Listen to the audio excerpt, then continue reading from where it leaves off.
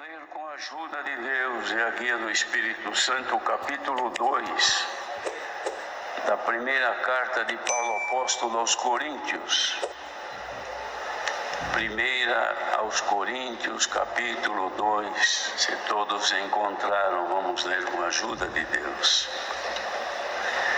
E eu, irmãos, quando fui ter convosco, anunciando-vos o testemunho de Deus, não foi com sublimidade de palavras ou de sabedoria, porque nada me propus saber entre vós, senão a Jesus Cristo e este crucificado.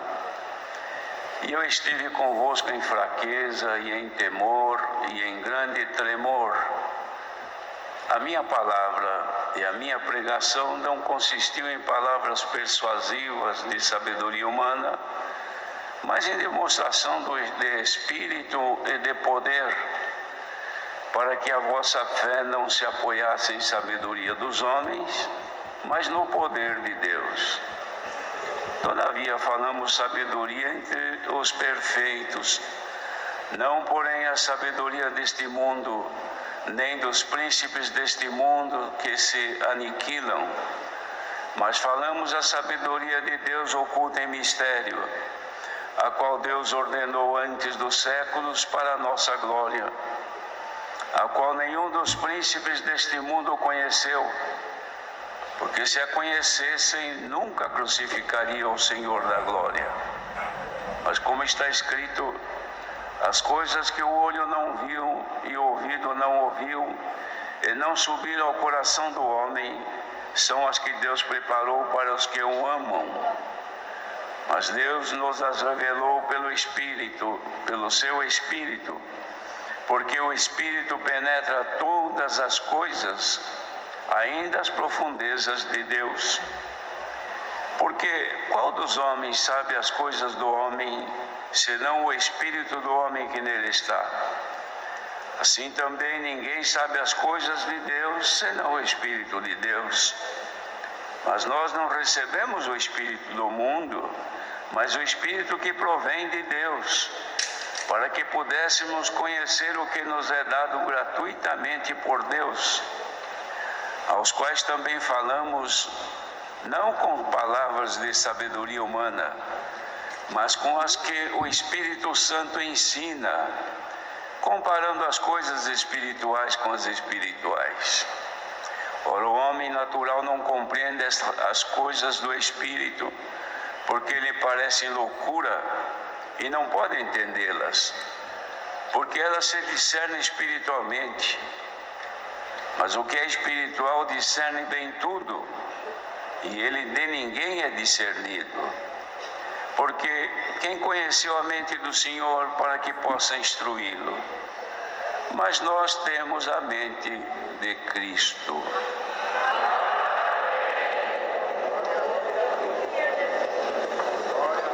Descreve aqui o apóstolo, irmãos, o caráter que ele manifestava nas suas pregações, ou seja, o motivo, a direção que ele tinha, quem ele queria atingir ou alcançar com as suas pregações, e o modo como ele se apresentava, justificando que não usava de sabedoria humana, nem com palavras sublimes, que pudesse convencer as pessoas pela forma de expor. E não tinha propositura nenhuma de saber o que passava entre as pessoas. A propositura dele, ou a proposta dele, era levar Jesus Cristo, apresentando-o crucificado, que era o motivo com o qual ele, o Senhor Jesus, na crucificação, pôde vencer o mundo, ou seja, entrar no processo da vitória, porque a vitória alcançou quando ele ressuscitou, mas nisto consistiu então a salvação que ele propunha aos seus ouvintes. E dizia: eu estive convosco em fraqueza e em temor, em grande tremor. Eu não fui falar com vocês seguro, pelo meu conhecimento, pela minha experiência, pela minha forma de poder explicar o conhecimento que eu tenho das Escrituras. Não foi isto. Eu fui com temor e tremor. E as formas da minha pregação não consistiu em palavras persuasivas de sabedoria humana. Não consegui persuadir ninguém através de palavras persuasivas, mas apresentando as palavras pela simplicidade que Deus me deu, demonstrando o poder do Espírito de Deus naqueles que ouviram. Isto tudo foi para que a vossa fé, que ouvindo isso, crendo, ela não se apoiasse em sabedoria humana, em conhecimento, em experiência, em forma de um bom falar, não foi isto, mas se apoiasse no poder de Deus. E nós falamos desta sabedoria entre os que são perfeitos, porque falar dessa sabedoria para aqueles que estão vivendo na imperfeição que o pecado proporciona ao ser humano, ele nunca vai entender.